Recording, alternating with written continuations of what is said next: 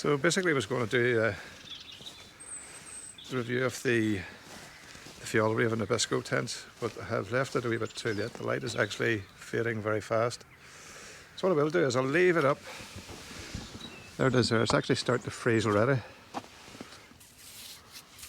Frozen already. So what I'll do is I'll leave it up and I'll do a proper review tomorrow. I'll give you more time to go around it. I was called out to a wee bit of an emergency earlier on there, and the light's just gone now by the time I got sorted out and rid up and back again. So, such a glorious evening, beautiful. So if the clouds, if the sky stays nice and clear and cloud free, I'll be doing a wee bit of stargazing later. Absolutely beautiful. And you can see how I got my namesake for the channel, Frozen Mist. Wispy will-o'-the-wisps, nice. Just absolutely beautiful. Absolutely beautiful. Absolutely beautiful. Baltic, but beautiful. See you in the morning. Good morning, glampers. Quite a chilly one in the night.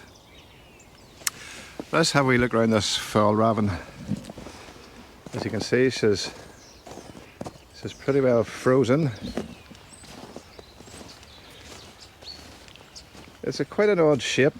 I think it's sort of a asymmetric shape, as the sleeping compartment inside is at a slight angle, which gives it the advantage of having quite a large vestibule. There's actually 8 tie-out points, 4 tie-out points doubled up into 8. So there's 2 here, 2 there, and the same on the other side. One thing I don't like about this Fjallraven is this door. It might be a bit of an oversight in their part. I'll explain what I mean. Nice YKK zippers, of course, but it only zips up. So basically when you're lifting this flap up, if it's wet, it has a tendency to fall in the way, whereas if it zipped down you could actually push it out. But it's only a minor niggle. Specs on it. So the inner fabric is a 30D ripstop nylon, which is water resistant. The floor fabric is a 70D polyurethane 210T, which probably would translate to a hydrostatic head of about 5,000 to 7,000, which isn't too bad, considering that the Jack Wolfskin one-man gossamer bathtub is 10,000. But it's adequate enough. It's adequate enough. Height is 100 centimeters. That's highest. It's 91 by 96 by 225 centimeters at its longest point. 91 centimeters tent height. Inner tent 225 centimeters length, which is more than adequate if you're 6'6". The mosquito mesh is polypropylene mesh, and the outer fabric is a 30D triple ripstop polyester, which are siliconized on both sides. So when I had this out at the coast a few videos back there, it also froze. There was a frozen mist coming off the sea. It froze, and I was very impressed with the lack of condensation inside it. There was a heavy rain shower, I think it was about 4 o'clock in the morning, come in, bone dry inside, and then it froze. So we'll open her up and have a wee look. As you've probably seen earlier on in the video. Oh, come on. So I'll show you what I mean. So if this was wet after heavy rain and you've just opened it up, get the Velcro up here. that just drops in. So any equipment, boots that sit there, immediately is going to get wet. I think probably a wee bit of an oversight on Fjallraven's part. Now, as you can see inside, there's quite a substantial vestibule just here, and there's quite a substantial side storage there. So let's go into the main part. It's a two-way door, so on the first, open that up. That gives you access into the sleeping area. Adequate for one person, a few bits and pieces. There's a nice pocket there for your phone, charger, whatever are knickknacks you have. Vents. Oh, let me get in. There's a vent here with a mesh covering for those muzzies in the summer, and that opens up to an outer mesh. Oh, come on.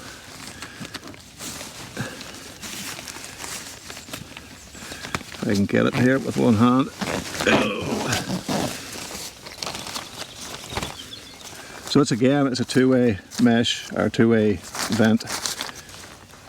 There's a fine mesh there as well, which you can also unzip and bring down to have a, but I think it'll be a godsend in the summer actually, with bloody mosquitoes. But yeah, nice fine mesh there. Opening up to the vent on the outside, and the same on this side here. You have the two-way mesh for the vent out here. Now the vents themselves are brass metal, so you can adjust them like a brass metal wire. You can adjust that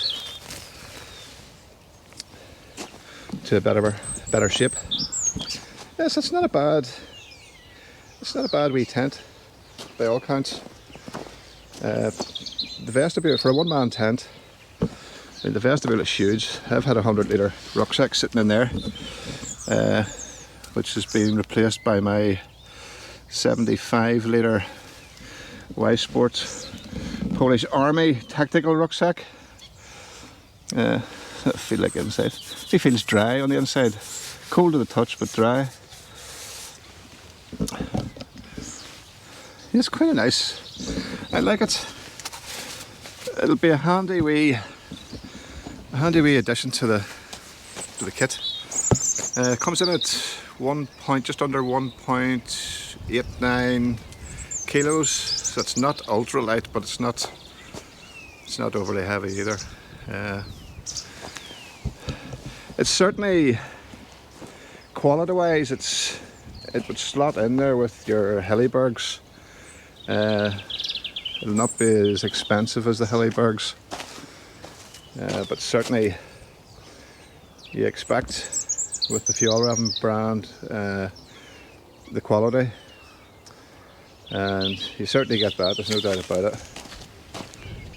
Not just as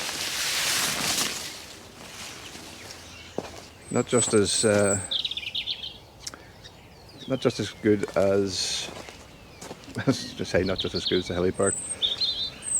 The Hillebergs are, I mean, I can't foresee a time when I'll buy a Hilleberg. Extremely expensive, but I mean, they're very, very, very expensive when you're considering if that was a Hilleberg for the same type of setup and presence, you're probably talking about 3 times the price. But because it's a Fjallraven, you still can expect to pay for this particular model, the Fjallraven Abisko Lite 1 backpacking tent.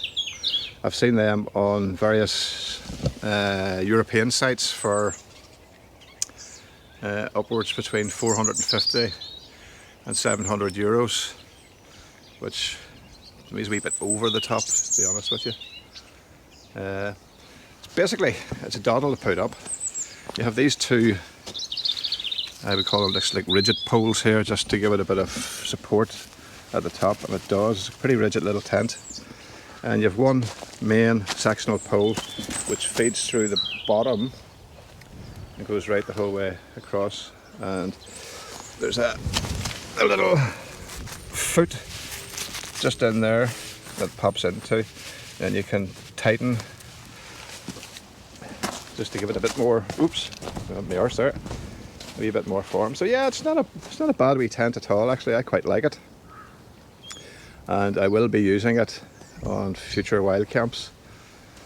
Be interesting to see once the sun's well up now, but once it starts to warm up a bit, it'll be interesting to see how much, if any, if there's any sort of, well, we had this scenario when I was up the coast with it there. It froze on the outside when it thawed.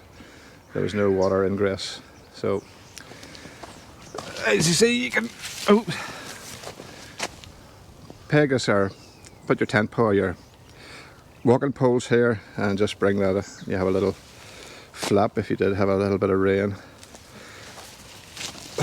But yep, packs down pretty small. The poles, the wee sectional poles fold away.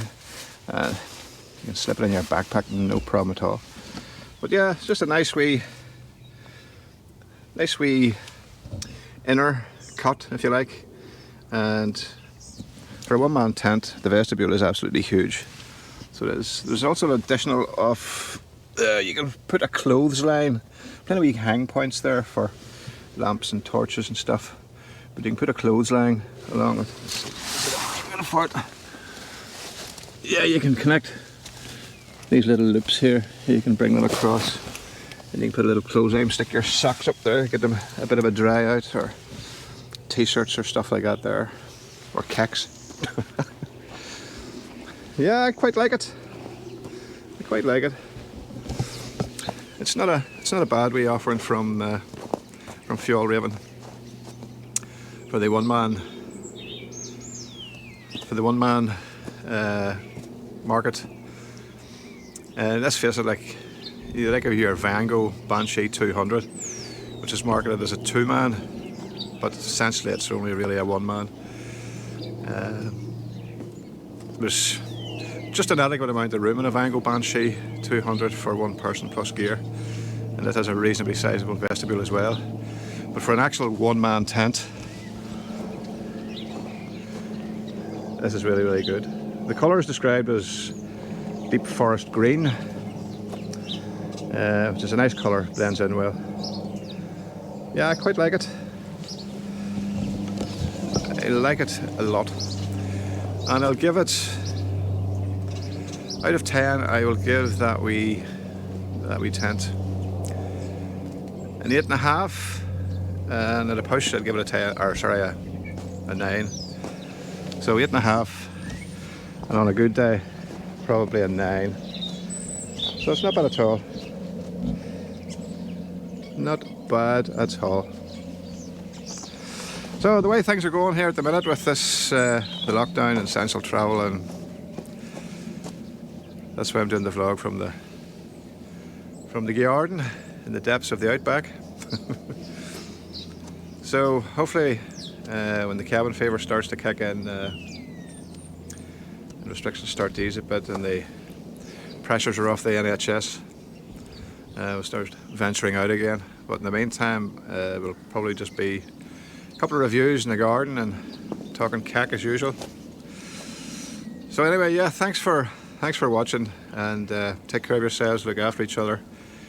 God bless, and I'll see you on the next one, which will most likely probably be a review of some, especially for people getting into the hobby, or the pastime, or the vocation, if you like. I'll do a video on different types of cooking. So you've got yourself a tent, you've got your mat, you've got your sleeping bag. How do you cook your grub? So that'll be an wee one coming up on the next one. Don't want to be tied down to it yet, but as soon as I can get it sorted out, I'll get it up. So anyway, yes, thanks for watching. And to all the new subscribers, appreciate it. Thanks very much for your support. And on subsequent videos, I'll do a shout out of all new subscribers and contributors. and you'll hear yourself being mentioned live, as it were. So anyway, take care. Talk to you soon. Bye bye.